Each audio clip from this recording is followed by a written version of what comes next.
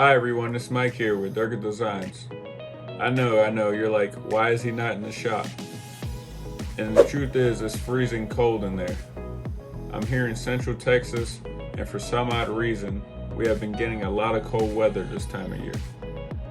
It's currently 1 degree outside. And if you're from Central Texas, you know this is not normal. Last week it was like 80, so hopefully it warms up soon so I can get back in my shop. Onto the subject of the video.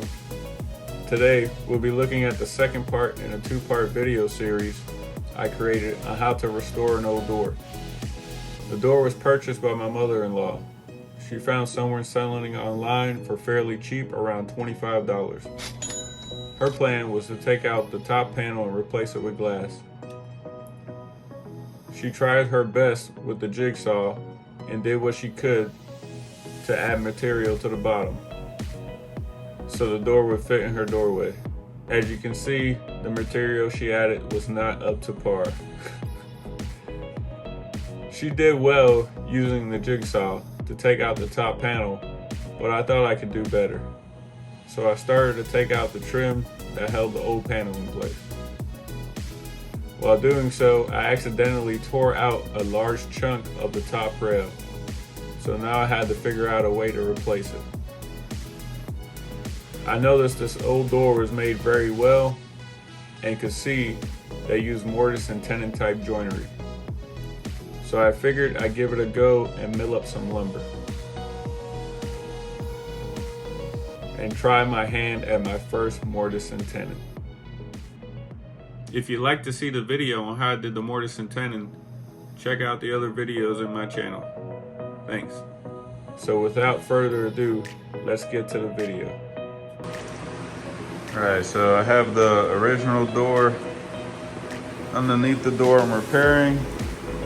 This is the one on the bottom here, and this is the one on the top. The door handles are gonna line up, so I have to add about 1.5 inches of material to the bottom here. I'm gonna do another mortise and tenon. This piece came out good. I may have to add a little bit to the top here though. Probably at least 1/2 inch. So I'm about to mill up the board for the bottom here and get the mortise and tenon established.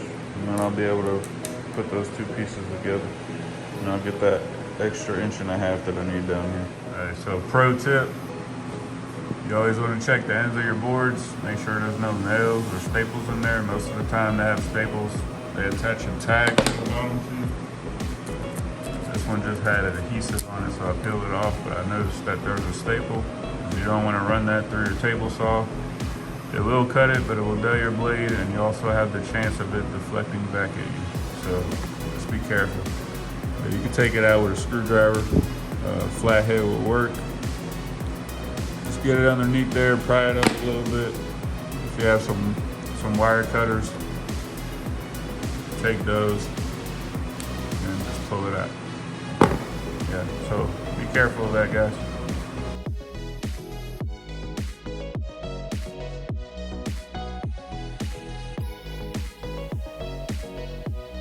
Alright, so I have that cut roughly the length. I take it over to the planer and get it pretty close to the thickness of this door here.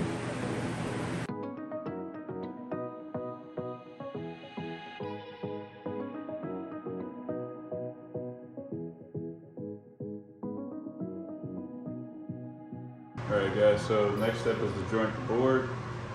I don't have a joiner, so I built this jig. Brad Rodriguez over at Fix This Build That. He came up with this. It's a tapering / straight edge jig. You run this part against the fence, and this part is going to go up to the blade, and you just hang it over a little bit, and over the board you're going to be cutting. And you reference this edge on the jig, and that's how you get your straight edge. So if you don't have a joiner, definitely go check out Brad Rodriguez's video on this jig. It's pretty easy to build.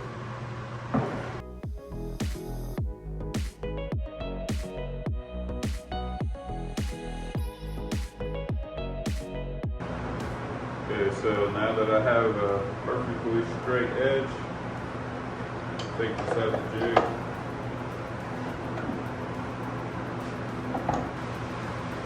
So now I can run this edge along the fence. And that's going to be able to give me square whenever I cut it into the blade. But I'm going to measure here, it's 1.5 inches. Take that 1.5 inches and I'm going to add another 1/2 inch to it. So this way, I cut the tenon out. So it's going to be something like this.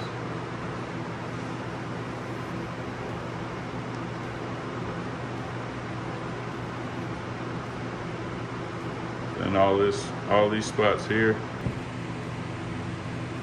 all this is going to be wasted material that I'm going to be cutting out with the table saw. And I'll have this tenon, and I'll put a mortise. I'm putting a mortise in the bottom of the door here, and then when I have that tenon, it'll be able to slide in there. So I'm going to cut this board at 2 inches.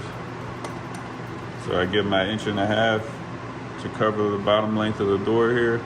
It's going to go down to the floor, and then that's the 1.5 inches for the bottom of the door, and the other 1/2 inch is going to be for the tenon. It's going to slide into the mortise at the bottom of the door.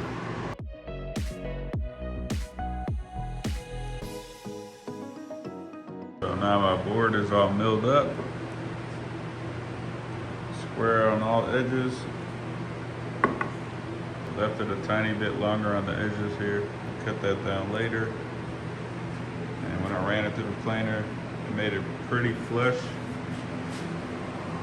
It's just a tad bit over, but that could be sanded down. And you don't want to get under how much you need, because if you get under it, you're not going to be able to put that wood back. So you want to be over a little bit. Then you can just sand it flush with the top of the knife. So I'll be using this 1/2 inch straight cut bit.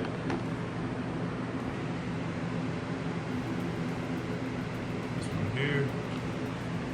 So I can cut the mortise along the bottom here. So that means that my tenon will have to be a 1/2 inch so it can fit in the mortise here. So I'm going to set up the table saw for that cut. So the thickness of this board is 1 3/8. Half that 11/16. And I want my tenon to be a 1/2 inch, so I line up that 1/2 inch mark there, and I mark on each side at 1/4 inch. That's how I found my tenon.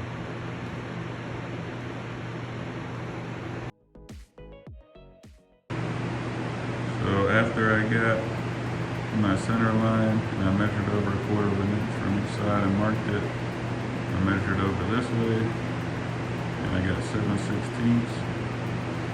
And it's going to be the waste I'll be taking out of the table saw. So I'll have my 1/2 inch tenon in the center here.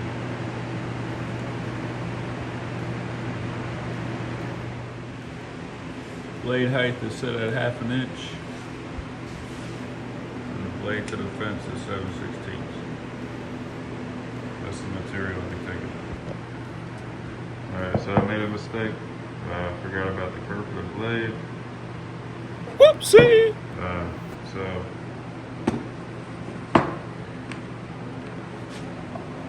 tenon will no longer be a 1/2 inch. Took out too much material, so I'm gonna have to make it 3/8 inch. Whenever I put the mortise in the bottom here, it'll be 3/8 inch. So I'm gonna continue and take out the rest of this material on each side of the tenon here.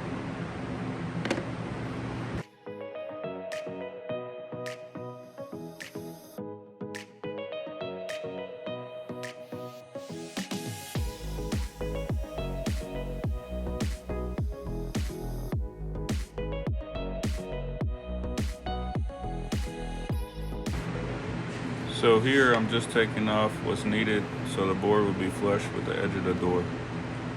Just marking everything off real quick before I take it to the table saw.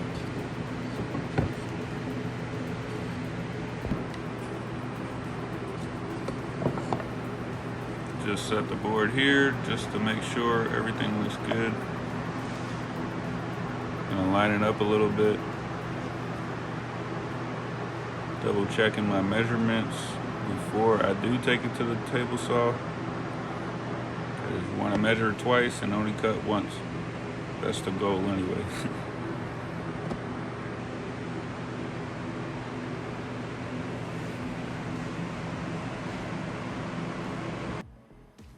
Bye-bye, little guy.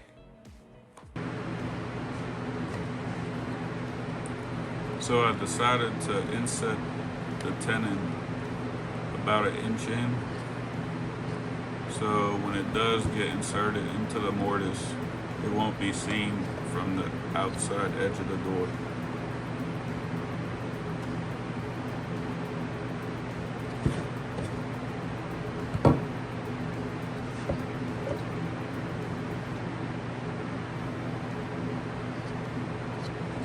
You'll see what I'm talking about in a little bit here.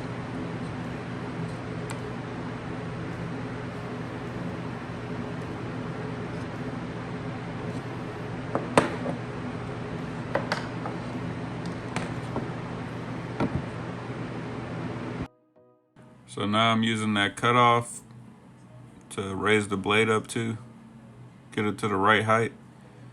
And I'm gonna take off 1 inch from each end of the tenon. Use the stop block here so I could get that inch dialed in perfectly. And this is what it looks like. Now I'll mark 1 inch in on the left and right side of the door to prepare for the mortise.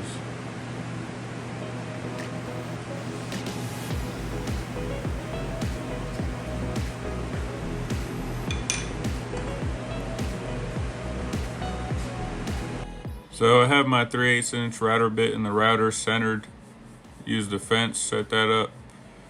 Routing 1 inch in on both sides as I marked before so the tenon will fit in place, and 1/2 inch deep so the top part of the tenon will fit. So here you see me dry fitting the bottom piece. Everything looked good. So I apply some glue, set it in place, add some clamps to hold it down. The glue is plenty strong enough to hold this, but I decided to add some screws. I countersunk them and I drilled in about 1.5 inch screw, about 4 inches spaced apart.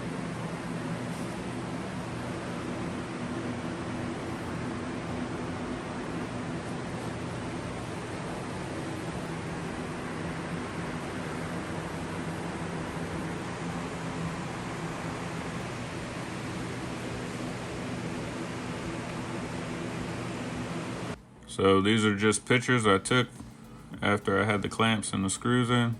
I let the door sit overnight and came back the next day. So quick tip, if you use a heat gun and a paint scraper, old paint comes off pretty quick.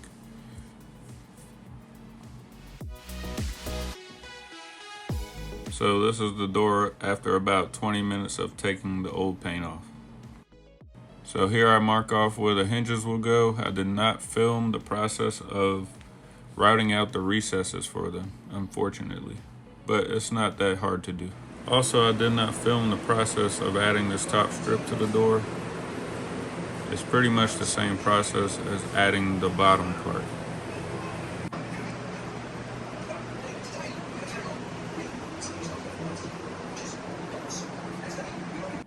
So I measured the top opening of the door, transferred the measurements to a piece of acrylic, took it to the table saw, cut it down to size.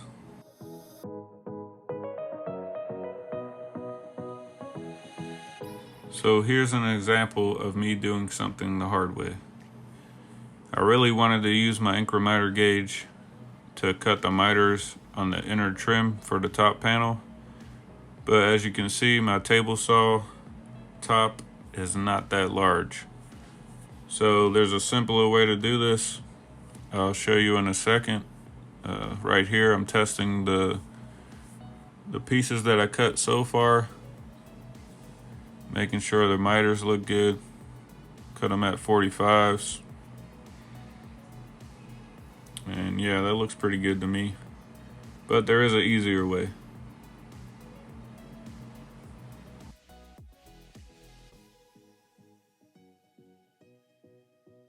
So yeah, I don't recommend the incrementer gauge unless you have a larger tabletop on your table saw. A miter box will do better. Cost about 10 bucks from one of the big box stores. So to make things simpler, all you have to do is measure out one piece, have that cut, make sure it fits right, and then you'll line it up next to the other piece of trim, mark everything off, make sure you mark the line to where the miter is gonna go so you don't cut it the wrong way. And you can do this with each piece, and you should have exact duplicates, and they should fit perfectly within the panel opening on the top here.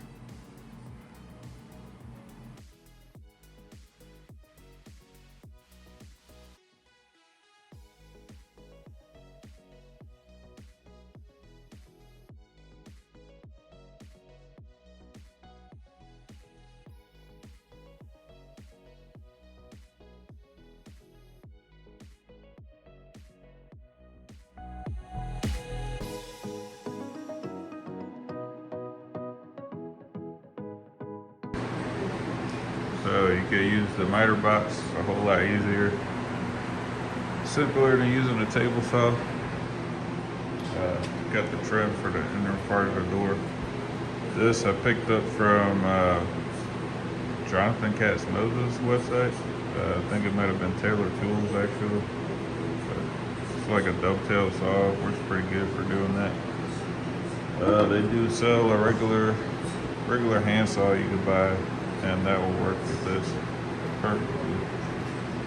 So yeah, use that, it's a whole lot easier. So here you could see me test fitting the piece of acrylic. I'm just gonna dry fit the trim. After that looks good, I'll start tacking it in from the back first. I add a little bit of wood glue. I'm gonna use some tight bond. And I'm using my brad nailer to tack everything in.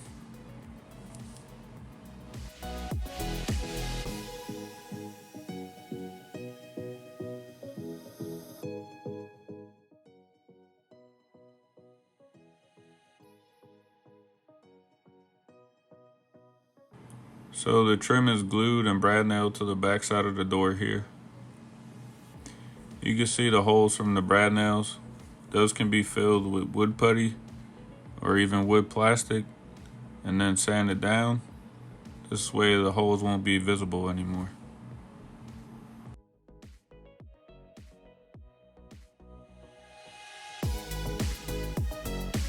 So the protective film has been taken off of the plexiglass. The next step is to glue and brad nail the trim pieces to the front panel of the door so they'll secure the plexiglass in place.